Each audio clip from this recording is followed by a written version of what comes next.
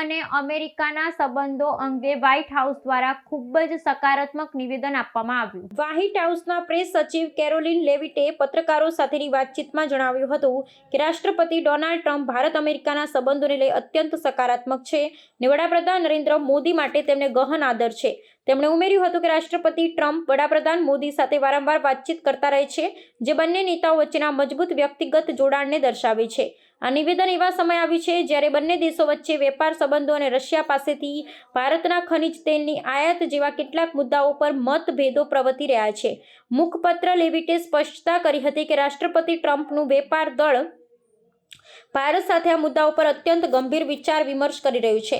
તેમણે તાજેતરમાં વ્હાઇટ હાઉસમાં દિવાળીની ઉજવણીનો પણ ઉલ્લેખ કર્યો હતો, જે દરમિયાન રાષ્ટ્રપતિ ટ્રમ્પે વડાપ્રધાન મોદી સાથે સીધી વાત કરી હતી અને ઉચ્ચ સ્તરીય ભારતીય અમેરિકન અધિકારીઓની ઉપસ્થિતિમાં આ સકારાત્મક જોડાણને ફરી એકવાર મજબૂત બનાવ્યું હતું. બંને રાષ્ટ્રો વચ્ચેના દ્વિપક્ષીય સંબંધોનું મૂલ્ય દર્શાવતા વ્હાઇટ હાઉસના મુખપત્રએ ભારપૂર્વક જણાવ્યું હતું કે અમેરિકા ભારતની ભાગીદારીને રાષ્ટ્રપતિ ટ્રમ્પ ખૂબ જ મજબૂત રીતે મહત્વ આપે છે.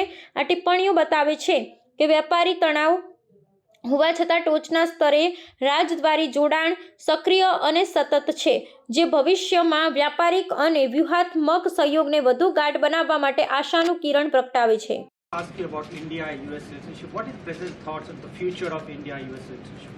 I'm sorry, Lily, can you repeat that? What is President's thoughts on future of India-US relationship?